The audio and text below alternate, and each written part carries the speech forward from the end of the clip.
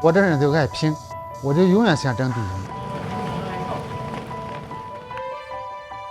我这口大锅，它就是当年传承下来的那个生产队这个老锅，这个是第3个了。红薯面糠饼、干蛮筋、红薯片，10几种食材熬上2个小时，就是改良版的糠饼稀饭。咱这个曲名就叫曲公饭，因为咱当年修红旗渠的时候，就是吃的这锅饭。刘晓峰在红旗渠畔的小山村魏家庄村开了个农家乐，他的爷爷是抗日老战士，父亲修了红旗渠，红旗渠穿过村子。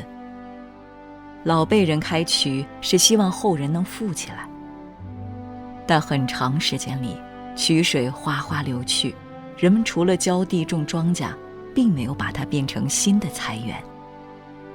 我记得我去湖南打工的时候，那时候长途1分钟，我记得是6、7毛钱。我跟我姑娘说的是20来分钟的话，花了是10几块钱。那时候我真的信的，一天挣了20、30块钱，真的。哎呀，那时候想想确实心酸，真是。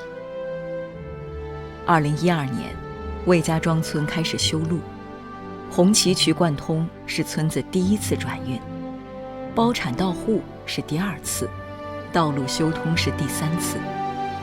这一次，中国人决心在全国范围内摆脱贫困，一个不剩地奔小康。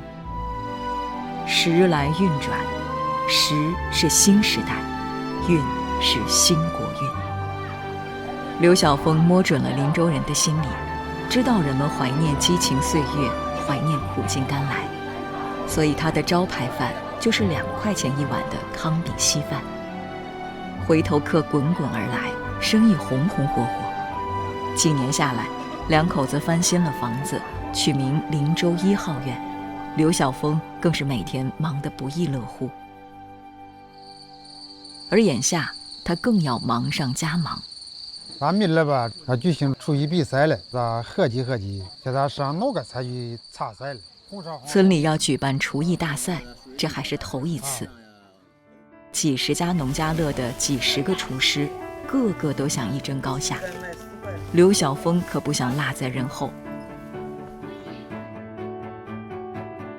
乡村游是魏家庄的支柱产业，如今乡村游竞争更加激烈，魏家庄从硬件到软件都需要升级。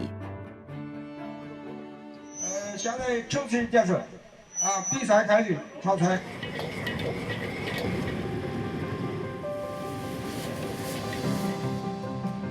我的爷爷以前也是修我们那一段红旗渠，看到父亲辈辈这样辛苦下来，咱也想自己争口气嘛。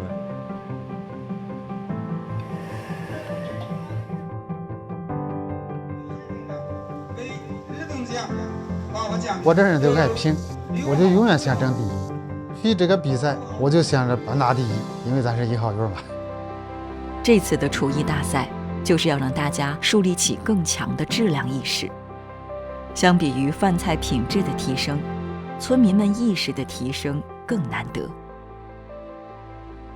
一个村庄发展必须有产业支撑，没有产业，你这个村说少了都是白扯。发展产业的时候，必须得依靠群众，目的就是要群众致富，群众参与，群众致富，共同致富，这才是